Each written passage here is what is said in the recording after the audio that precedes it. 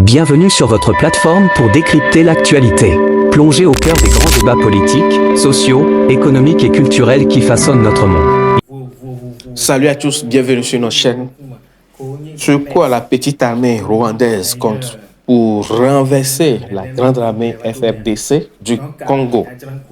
Sur quoi? Alors, le docteur Franklin Nyamsi est là pour répondre à ces questions. Sans plus tarder, on va suivre les analyses du docteur Franklin Nyamsi suite à ces derniers événements de Goma au Congo, le Nord Kivu. Suivons plutôt le docteur Franklin Nyamsi pour ses analyses.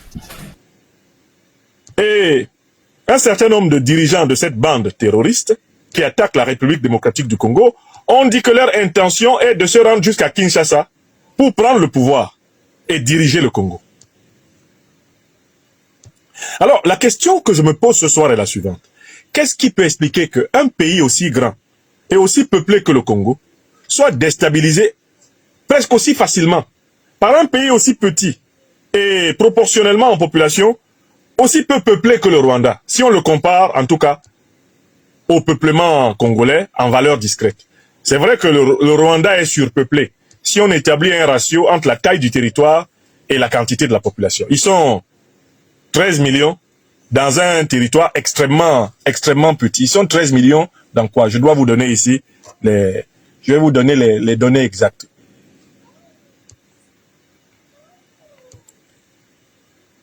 Ils sont 13 millions dans quoi? Alors, hop.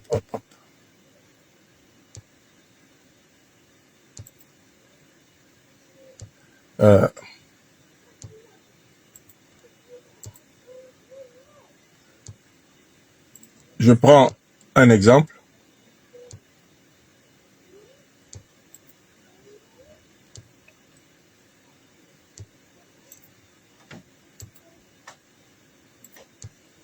Excusez-moi, je suis en train de fermer une page avant de lire cette information-là.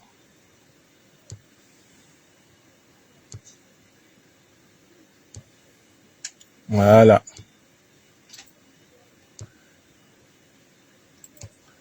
Alors, quelle est la taille du Rwanda? Alors, je vous la donne tout de suite. Rwanda, superficie. J'ai retenu essentiellement la population, mais je n'ai pas noté la taille. Alors, le Rwanda, c'est 26 338 km². Écrivez la taille du Rwanda. Le Rwanda, c'est 26 338 km². C'est un pays, certes, vallonné, mais c'est un pays enclavé, ok? Avec 445 habitants par km². C'est ça le Rwanda, hein?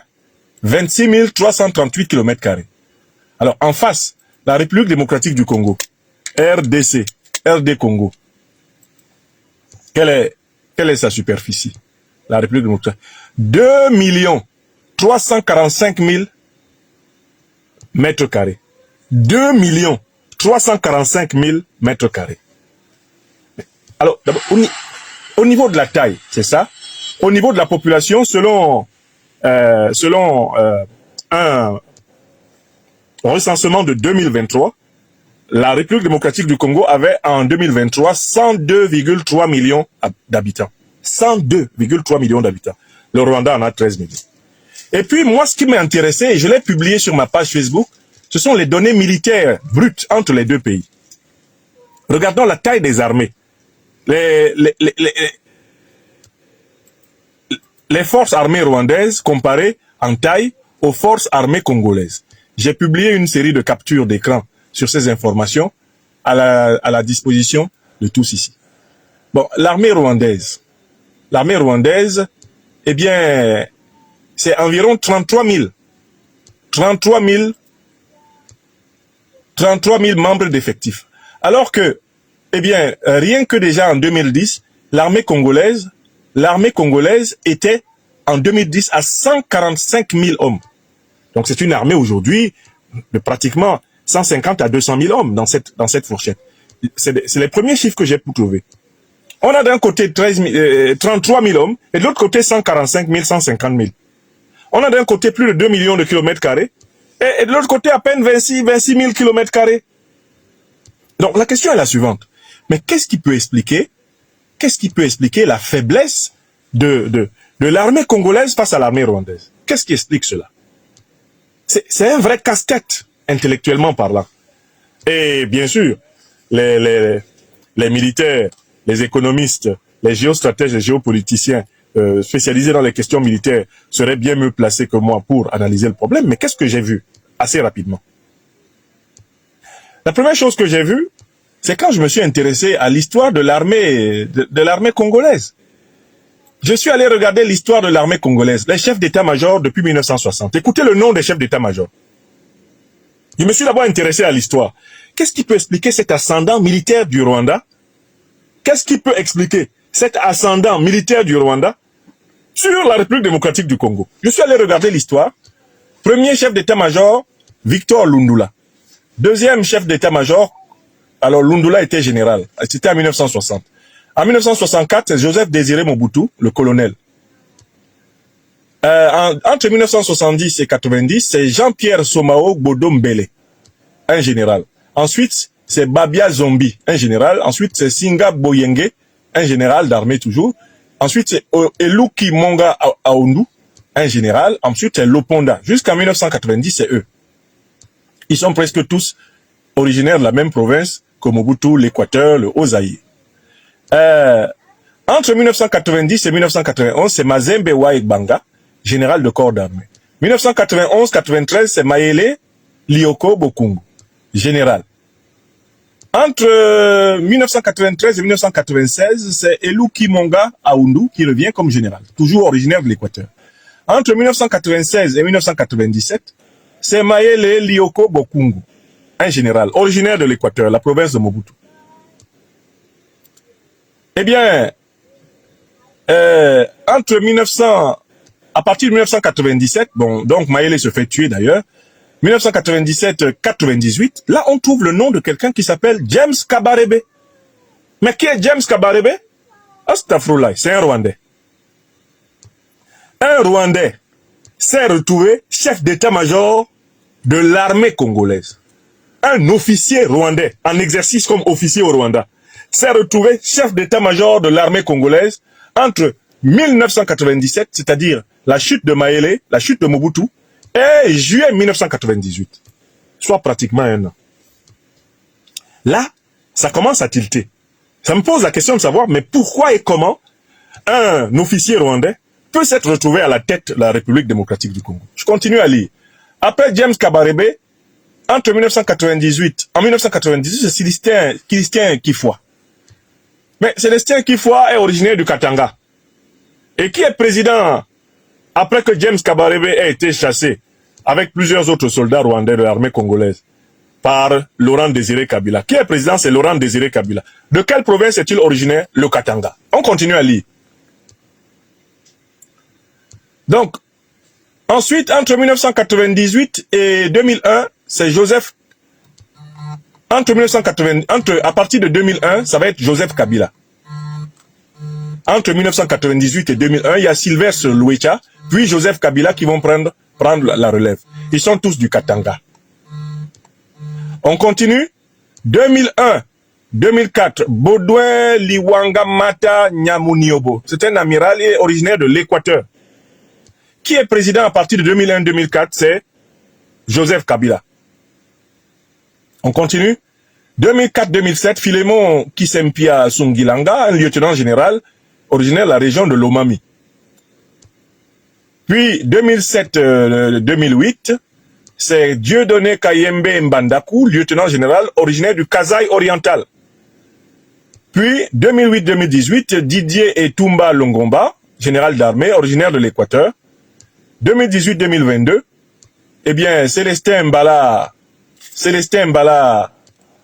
Moussense, général d'armée originaire du Bas-Congo. Christian Chiwewe Songesha, 2022-2024, il est originaire du Katanga.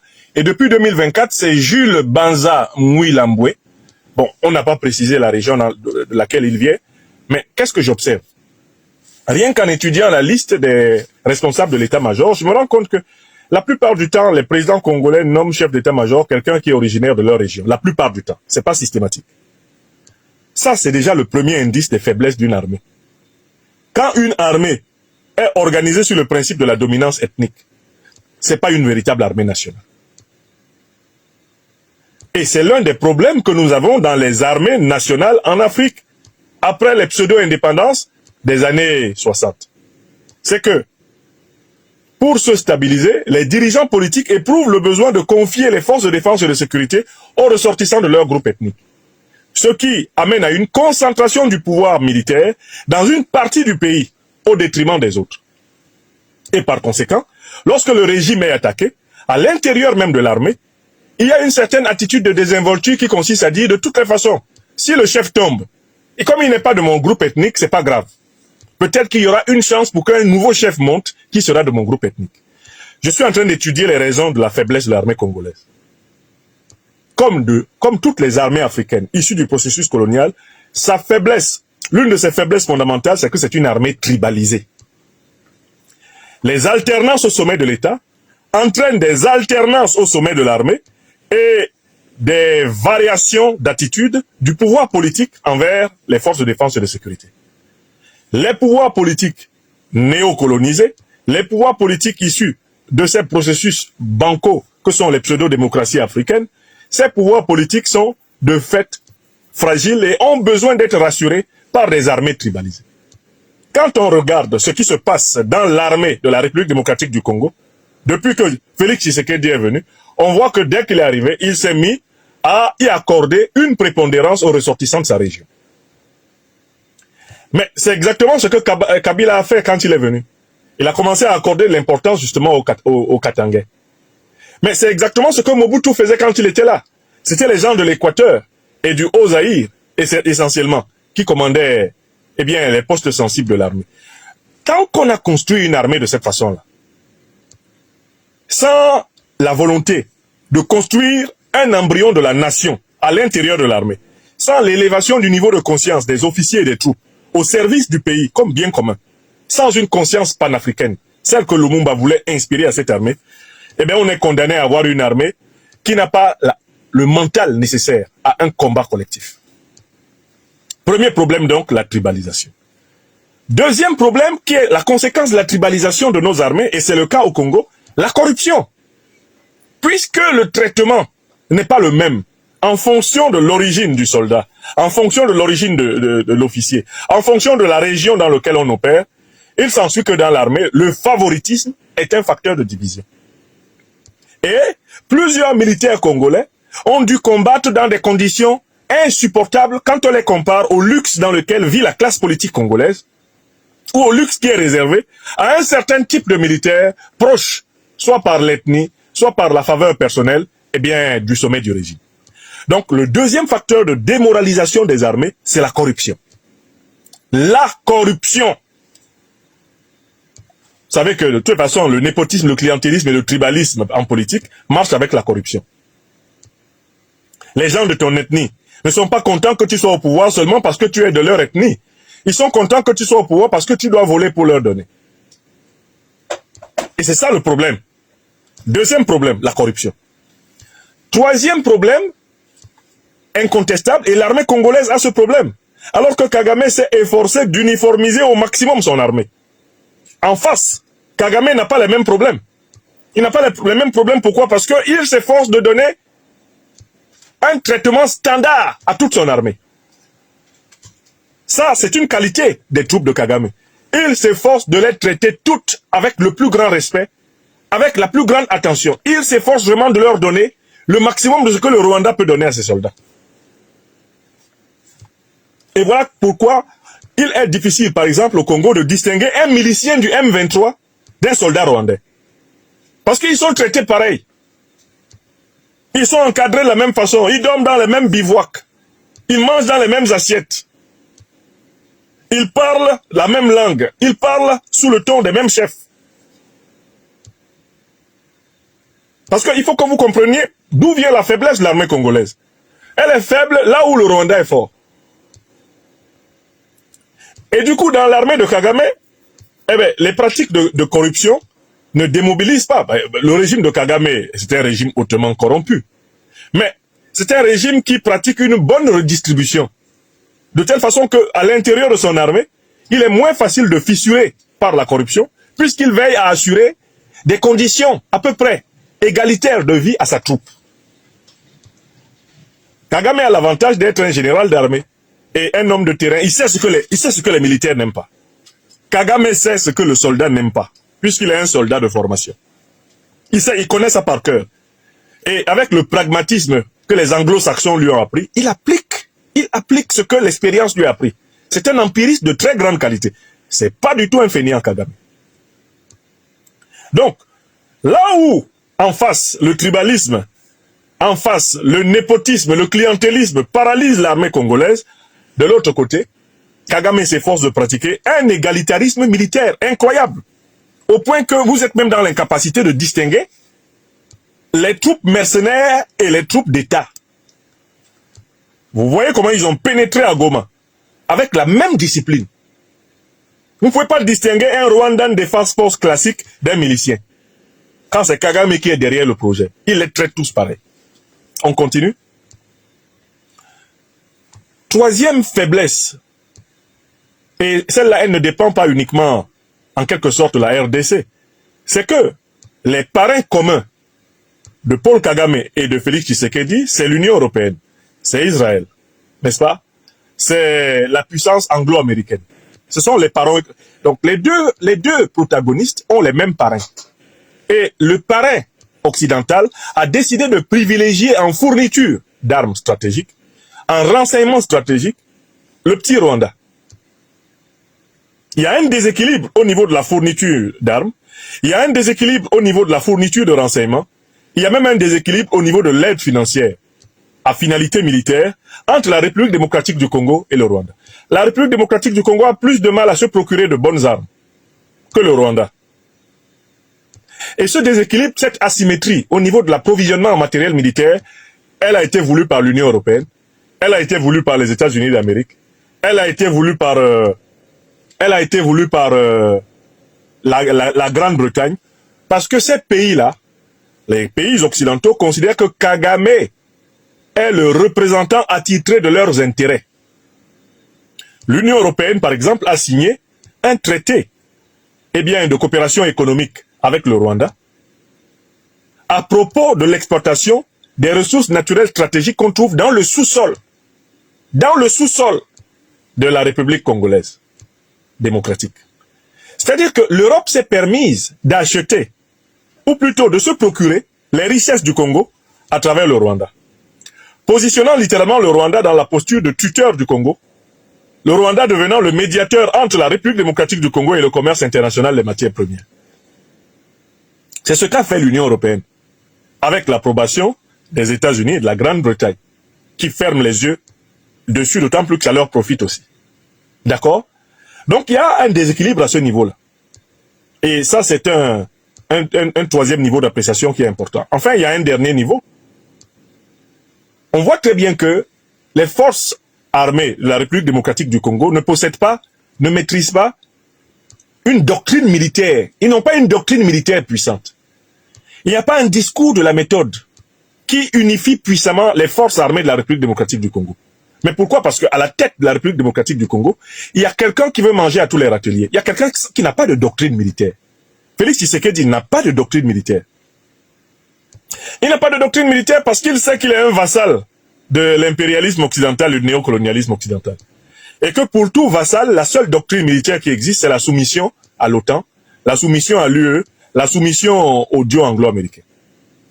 Quand vous êtes dans une logique de soumission à l'OTAN, à l'UE ou au duo anglo-américain, vous ne pouvez pas avoir de doctrine militaire. Or, Kagame, lui, il se considère comme un membre de l'OTAN en Afrique. Il se considère comme un membre de l'alliance hégémonique occidentale dans le monde. Il faut que vous entriez dans la psychologie de Kagame. Alors que Tshisekedi se considère comme un vassal de l'Occident et a peur, Kagame, lui, participe aux décisions de l'Occident à propos de ce qui se passe justement en Afrique australe. C'est-à-dire que dans la hiérarchie de la soumission à l'Occident, Kagame participe à un niveau de décision supérieur à celui de Tshisekedi. Kagame travaille étroitement avec la CIA depuis très longtemps. Il l'a dit dans son livre que j'ai ici, L'homme de fer. Il a témoigné lui-même que très tôt, la CIA lui a permis d'entrer et de sortir des États-Unis avec des sommes d'argent qui ne sont pas permises à des citoyens ordinaires.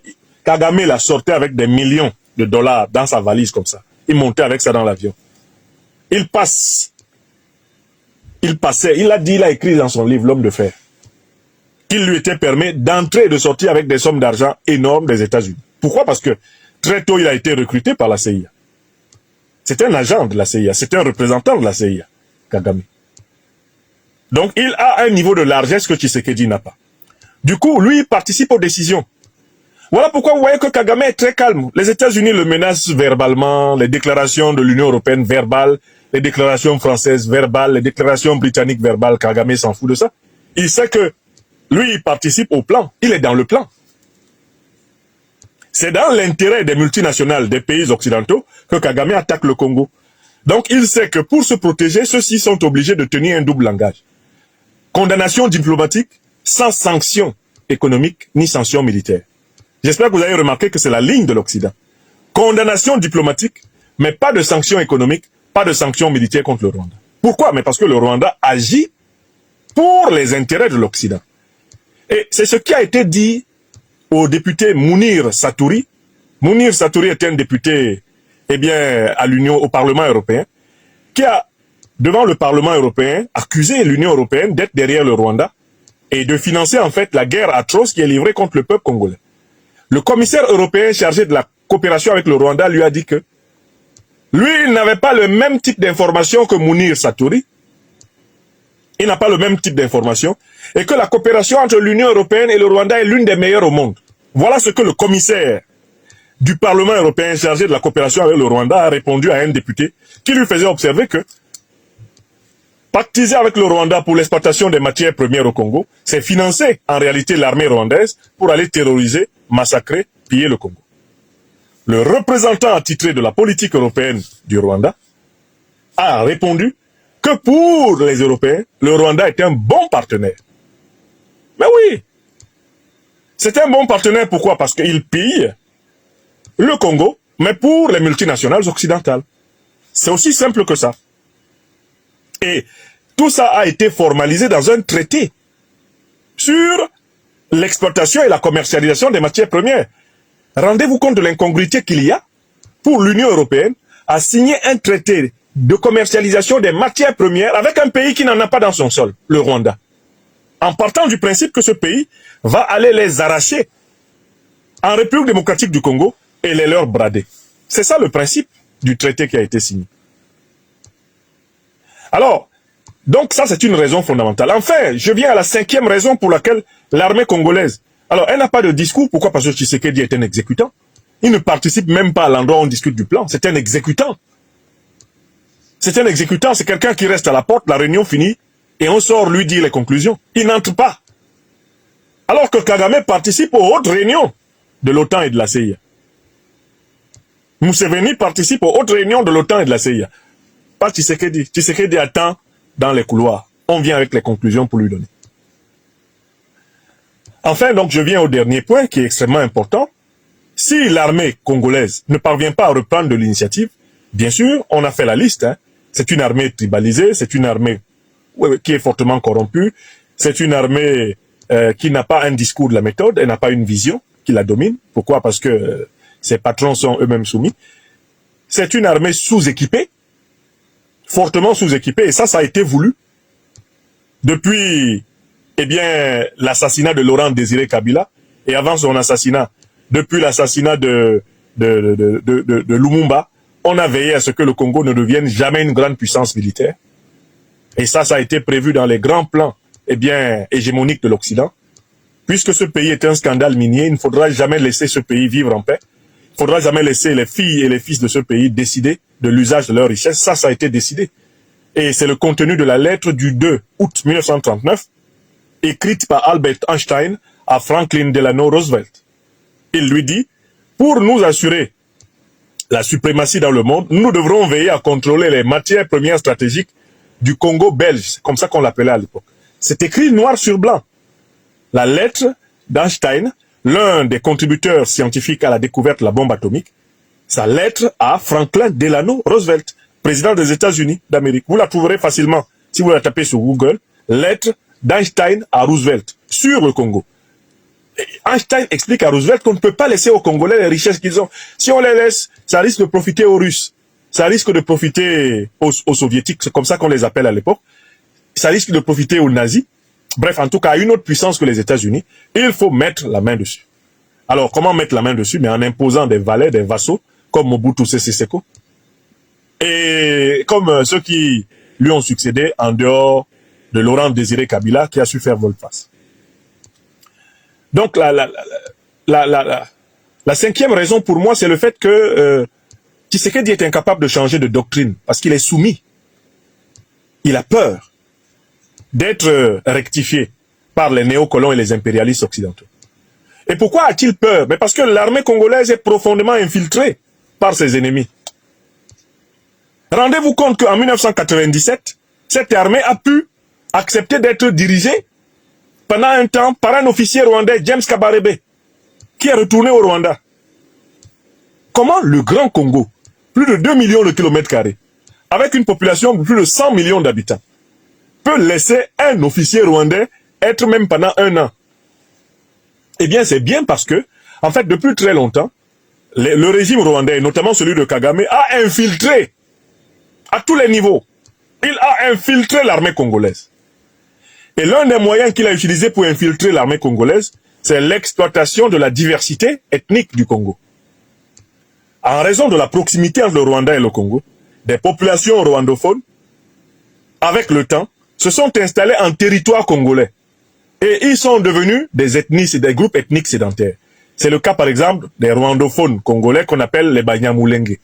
Ce sont des migrants venus du Rwanda et qui s'installent dans l'immense Congo et puis qui progressivement sont aujourd'hui relativement traités comme des populations autochtones. Alors que leurs migrations sont très récentes et la plupart d'entre eux d'ailleurs, en arrivant au Congo, possédaient déjà des papiers rwandais. Possédaient d'abord des papiers rwandais. Bon, mais peu importe. Kagame va utiliser cette partie minoritaire de Congolais rwandophones pour infiltrer toute l'armée. Et vous vous souviendrez toujours que c'est un Rwandais qui a assassiné le président Laurent Désiré Kabila. C'est un soldat congolais rwandophone, Rachidi Kazereke, qui va assassiner Laurent Désiré Kabila dans son bureau à Kinshasa. Vous pouvez donc imaginer que toute la chaîne de commandement de l'armée congolaise est infiltrée par des individus comme ça, qui ont déjà été achetés par le Rwanda, et à travers le Rwanda, les impérialistes occidentaux. Vous comprenez?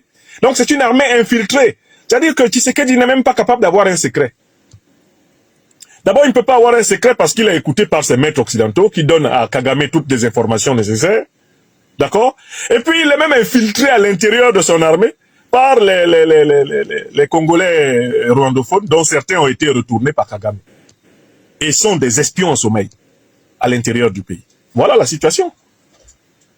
Voilà pourquoi toutes les manœuvres de l'armée congolaise pour reconquérir ses positions sont inefficaces. Parce que Kagame est informé avant même que Tshisekedi ne sorte de son bureau. Kagame sait déjà. Et c'est avec cette efficacité qu'il a fait éliminer justement Laurent Désiré Kabila. À qui a profité l'assassinat de Laurent Désiré Kabila? À Kagame.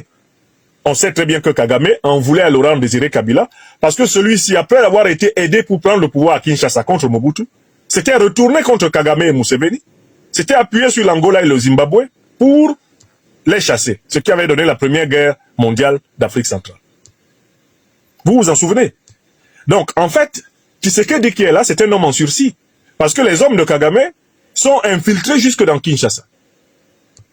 Quand vous entendez la direction, eh bien, des troupes terroristes du M23 et des Rwandan Defense Force dire nous allons aller jusqu'à Kinshasa, ce qu'ils veulent dire, c'est qu'ils sont à Kinshasa. Ils y sont. C'est ça l'information qu'ils donnent. Et voilà ce qui explique la faiblesse de l'armée congolaise.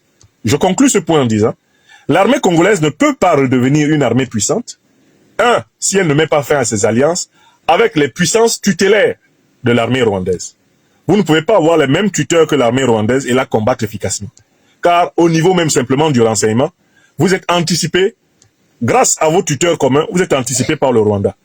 En sachant très bien que le beau rôle a été réservé au Rwanda par les impérialistes occidentaux, vous n'avez pas intérêt à avoir les mêmes maîtres. Donc, il faut, premier acte, une rupture géopolitique et géostratégique. La question c'est, est-ce que Tshisekedi est à la hauteur d'une telle rupture? Ma réponse est non. C'est un poltron. Il n'a pas la carrure. Ce n'est pas l'homme de la situation. Deuxième élément important, une réorganisation des forces armées de la République démocratique du Congo sur la base du principe révolutionnaire. Il faut retrouver ce que Lumumba, ce que Pierre Moulele, ce que Laurent Désiré Kabila, entre autres, voulaient pour l'armée congolaise. Il faut reprendre le chantier là où il s'est arrêté, avec l'assassinat de Laurent Désiré Kabila, et bâtir une armée nationale congolaise. Et c'est pas compliqué. Pour bâtir une armée nationale congolaise, il faut traiter tous les soldats à tous les grades et à tous les degrés de la même façon. Il faut veiller à ce qu'il y ait une égalité de traitement pour tous les soldats du même grade, du même degré. Introduire de la justice dans cette armée et mettre à la disposition de cette armée les moyens optimaux pour qu'elle ne soit tentée par aucune corruptibilité facile. Il faut soigner l'armée, mais y introduire de la justice. Transcender la privilégiature de l'ethnie. C'est la deuxième chose. Seul un gouvernement révolutionnaire panafricaniste peut faire ça. Troisième chose, mais la République démocratique du Congo doit clairement solliciter les alliances des pays qui sont restés attachés au processus du panafricanisme révolutionnaire. On a raconté à un moment que M. Tshisekedi voulait venir en Afrique de l'Ouest, etc., pour requérir les conseils de ses frères du Mali, du Burkina Faso et du Niger. Moi, je n'ai jamais pu vérifier cette information à un haut niveau, ni sur le site officiel de la République démocratique du Congo, à ma connaissance, à moins que les choses aient changé, ni sur le site officiel de la République du Mali. Je n'ai vu trace de l'idée d'un voyage de Tshisekedi en Afrique de l'Ouest. En fait, pourquoi aurait-il besoin d'aller en Afrique de l'Ouest? Mais il a l'ambassadeur de Russie à Kinshasa, il a l'ambassadeur de Chine à Kinshasa. Il les convoque et il les charge de messages spéciaux pour leur président. Il peut parler avec leur président à travers leurs moyens de communication. Tshisekedi. Il n'a pas besoin de prendre son avion pour sortir du Congo. Mais il n'a pas la capacité de le faire. Parce qu'il a beaucoup plus d'intérêt en Occident qu'au Congo. Le problème de Tshisekedi est bien celui-là, c'est un otage de l'oligarchie occidentale. Parce qu'il a plus d'intérêt en Occident qu'au Congo. Vous comprenez? Il a plus d'intérêt en Occident qu'au Congo. C'est un problème personnel pour Tshisekedi. S'il a amassé de la fortune, c'est ici, en Occident, qu'il la garde. Alors, par conséquent, prendre pour lui le risque d'une réorientation géostratégique, géopolitique, comparable à celle d'Assimi Goïta, de Traoré Ibrahim, ou d'Abdourahmane Tchani, au Mali, au Burkina Faso et au Niger, c'est trop demander à ce monsieur. Ce monsieur ne possède, son volant ne s'est pas tourné. Il file droit sous la domination. Et il veut bercer les Congolais d'illusions. Alors, l'armée congolaise est potentiellement supérieure à l'armée rwandaise. Une armée congolaise réorganisée, avec une égalité pratiquée dans l'armée, une corruption extirpée de l'armée, une armée congolaise correctement fournie en armes et munitions, une armée congolaise dotée de la doctrine du panafricanisme révolutionnaire, qui avait été le cœur de sa formation sous Lumumba, sous Pierre Moulele, et cette formation qui reprenait avec Laurent Désiré Kabila, cette armée-là balaie les troupes rwandaises du sol congolais et va jusqu'à Kigali déloger Kagame. Mais seule une telle armée peut justement stimuler la volonté des pays qui ont conservé la tradition panafricaniste révolutionnaire jusqu'à un certain point, comme l'Angola, comme le Zimbabwe, comme l'Afrique du Sud. Et il y a un pays très à côté là de la République démocratique du Congo et du Rwanda qui brûle d'envie de participer à la résolution de ce problème, c'est le Burundi. Le Burundi qui a averti que si on laisse le Rwanda continuer à envahir le Congo comme cela, c'est qu'on est en train de semer les conditions d'une véritable guerre mondiale africaine. Un conflit qui va être régional et continental commence. Parce que si on laisse Kagame commencer à s'installer comme il est en train de faire au Congo, il va accumuler de la force pour attaquer les autres. Et les autres n'ont pas intérêt à laisser Kagame continuer à croître en puissance. Un Kagame puissant signifie un Burundi en danger. Ça signifie toute une Afrique centrale.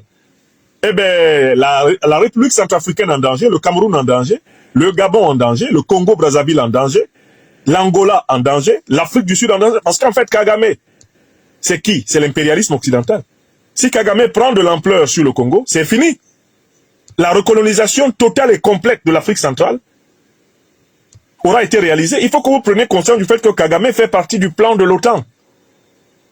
Un peu comme les pays de la CEDEAO font partie du plan de l'OTAN pour contrôler l'Afrique de l'Ouest, l'Ouganda et le Rwanda sont dans le plan de l'OTAN pour contrôler l'Afrique centrale et l'Afrique australe. Et il faut vraiment les voir venir. Il faut bien les voir venir. Mais c'est un gouvernement panafricaniste révolutionnaire à Kinshasa qui peut obtenir l'engagement angolais, l'engagement burundais, l'engagement zimbabwéen, obtenir l'engagement sud-africain à un plus haut niveau que maintenant. Parce que l'un des obstacles à l'engagement beaucoup plus massif des troupes angolaises, des troupes sud-africaines, des troupes burundaises, ou des troupes